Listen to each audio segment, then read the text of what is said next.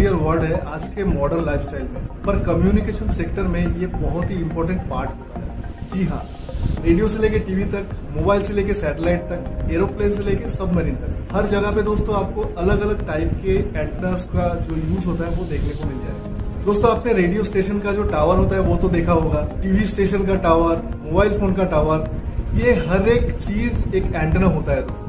एक एंटेना का बेसिक जो काम होता है दोस्तों वो है सिग्नल को या तो ट्रांसमिट या फिर रेडिएट करना या फिर सिग्नल को रिसीव करना, और ये सारा काम इलेक्ट्रोमैग्नेटिक वेव्स के जरिए होता है। अलग अलग सेक्टर के लिए दोस्तों अलग अलग एंटेनास को काम पे लिया जाता है। पर दोस्तों क्या आपने कभी ये सोचा है कि एक एंटेना काम कैसे करता है, कैसे ये इलेक्ट्रोमैग्नेटिक वेव्स को जेनरेट या फिर रिसीव करता है, क्या है इसका वर्किंग फंडा। तो दोस्तों आज के इस वीडियो में मैं इसी एंटीनास का वर्किंग फंडा को समझाने की कोशिश करूंगा। नमस्कार दोस्तों, मेरा नाम है तपन और आप देख रहे हैं इन्फोलिंक चैनल। दोस्तों एंटीनास का जो डेफिनेशन है वो कुछ इस तरह से है, ट्रांसमिटिंग या फिर रिसीविंग सिस्टम का वो पार्ट जिसको इलेक्ट्रोमैग्नेटिक वेव्स को रेडिएट या फिर रिसीव करने के लिए डिजाइन किया गया है। दोस्तों एक एंटीना का जो वर्किंग प्रोसेस होता है उसको समझने से पहले फिजिक्स का दो कॉन्सेप्ट हम थोड़ा समझ लेते हैं। पहला कॉन्सेप्ट ये है, वो चार्ज को अगर आप एक डिस्टेंस में रखते हो तो उन दोनों के बीच में एक इलेक्ट्रिक फील्ड जनरेट होता है। मान लीजिए ये एक चार्ज है और ये एक चार्ज है, तो इन दोनों के बीच में ये जो खाली एरिया है यहाँ पे एक इलेक्ट्रिक फील्ड जनरेट होता है। और दूसरा कॉन्सेप्ट ये है दोस्तों, जब किसी कंडक्टर में से कोई इलेक्ट्रिसिटी गुजरती है यानी कि करंट फ्लो होता है, तो उस कंडक्टर के इर्द गिर्द एक मैग्नेटिक फील्ड जनरेट हो जाता है, और उस मैग्नेटिक फील्ड का जो डायरेक्शन होता है उसको हम राइट हैंड रूल्स के जरिए डिफाइन कर सकते हैं। दोस्तों इसका एग्जांपल आपने कई बार देखा होगा कि एक जो किला होता है उसमें अगर कॉपर के वायर जोड़ के कोई बैटरी से लगा दिया जाता है तो वो किला आखिर में एक मैग्नेट बन जाता है। तो इसका कारण यही है दोस्तों। अब इस दोनों कॉन्सेप्ट को एक साथ मिला के एंटीनास का कॉन्सेप्ट सामने आया दोस्तों। अब अगर रेडिएट करने वाले एंटीनास के बारे में बात करें दोस्तों, तो इसका जो इनपुट है वहां पे एक हाई फ्रीक्वेंसी का सिग्नल को जोड़ दिया जाता है। अब हाई फ्रीक्वेंसी सिग्नल का जो प्रॉपर्टीज होता है दोस्तों वो कुछ ऐसे कंटिन्यूअसली होता रहता है, कभी पॉजिटिव पीक, कभी नेगेटिव पीक, फिर पॉजिटिव, फिर नेगेटिव, फिर पॉजिटिव, फिर नेगेटिव, ऐसे कंटिन्यूअसली होता रहता है। और इसी के वजह से दोस्तों एंटीनास का एक एंड जो है वहां पे पॉजिटिव चार्ज हो जाता है और दूसरे एंड पे नेगेटिव चार्ज होता है, और अगले ही पल पॉजिटिव वाला नेगेटिव और नेगेटिव वाला पॉजिटिव हो जाता है। ये जो प्रोसेस है दोस्तों ये कंटिन्यूअसली बहुत स्पीड में चलता रहता है। इसकी वजह से जो पॉजिटिव एंड है वहां से जो नेगेटिव एंड है वहां तक एक करंट फ्लो होना स्टार्ट हो जाता है, और ये कंटिन्यूअसली होता रहता है।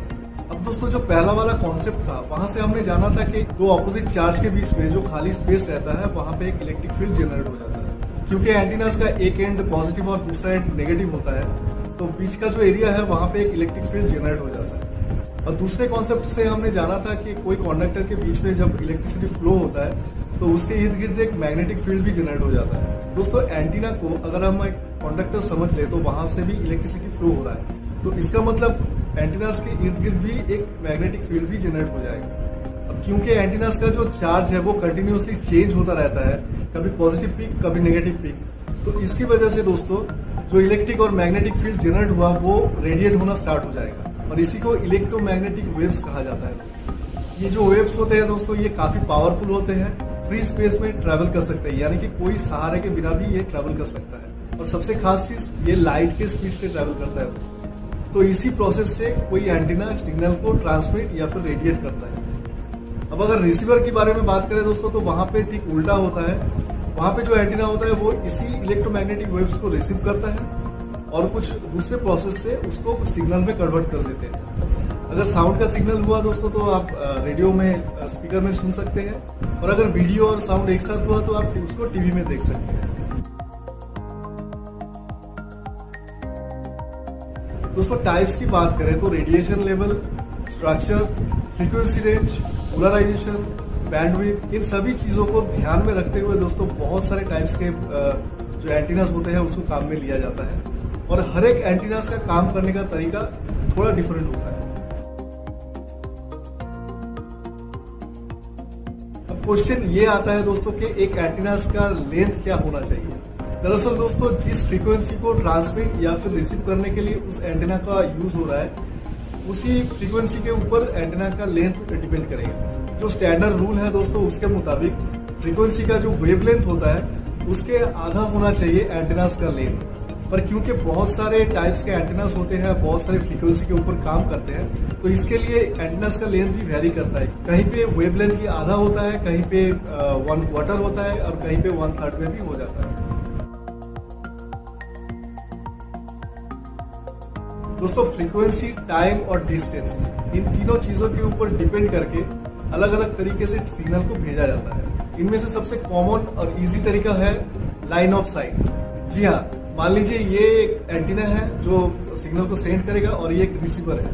तो ये यहाँ से सेंड कर रहा है सिग्नल, सीधा यहाँ तक जा रहा है और ये यहाँ से रिसीव कर रहा है। तो इसी को दोस्तों लाइन ऑफ साइट कहा जाता है। ये काफी इजी तरीका है, पर इसका जो रेंज होता है दोस्तों वो बहुत ही कम होता है। दूसरा तरीका है दोस्तों ग्राउंड वेव्स। इस तरीके में एंटीना जो है वो अर्थ के कर्वेचर के साथ साथ ही अपने सिग्नल को छोड़ देता है और ये सिग्नल भी अर्थ के कर्वेचर के साथ साथ ट्रेवल भी करता है।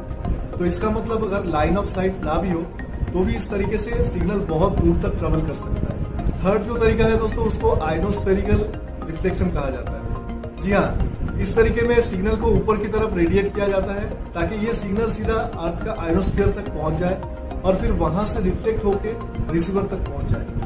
ये तरीका दोस्तों लॉन्ग डिस्टेंस के लिए यूज किया जाता है। बहुत दूर से इसका सिग्नल रिसीव हो जाता है।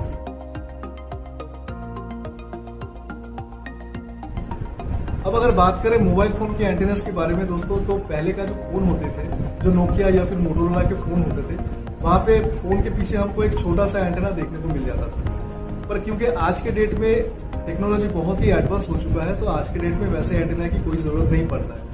आज के डेट में दोस्तों बॉडी के अंदर ही एक छोटा सा वायर या फिर मेटल स्ट्रिप होता है जो कि एज एन एंटीना काम कर जाता है। अब मोबाइल फोन क्योंकि दोस्तों बहुत ही हाई फ्रीक्वेंसी में ऑपरेट होते हैं, तो इसके लिए उसका जो वेवलेंथ होता है वो काफी छोटा होता है और इसके वजह से एंटीनास का जो लेंथ है वो भी काफी छोटा हो जाता है। अब अगर बात करें सिग्नल भेजने के बारे में, तो मोबाइल फोन क्योंकि दोस्तों एक लो पावर डिवाइस होता है, तो इसकी वजह से ये मोबाइल फोन जो सिग्नल भेजता है वो भी काफी लो पावर सिग्नल ही होता है। इसका पर्पस खाली ये है कि वो मोबाइल फोन से सिग्नल टावर तक पहुंचाता है, क्योंकि टावर से आगे का जो कम्युनिकेशन होगा वो तो हाई पावर से ही हो जाएगा।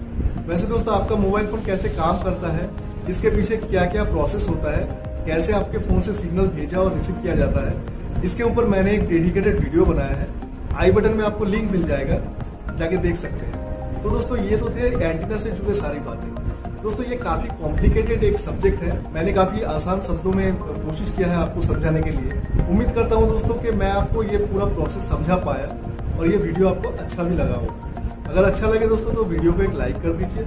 ऐसे इन्फॉर्मेटिव और टेक्निकल वीडियो रेगुलर पाने के लिए चैनल को सब्सक्राइब कर दीजिए। फिर मिलते हैं दूसरे किसी वीडियो में, तब तक के लिए दोस्तों जय हिंद।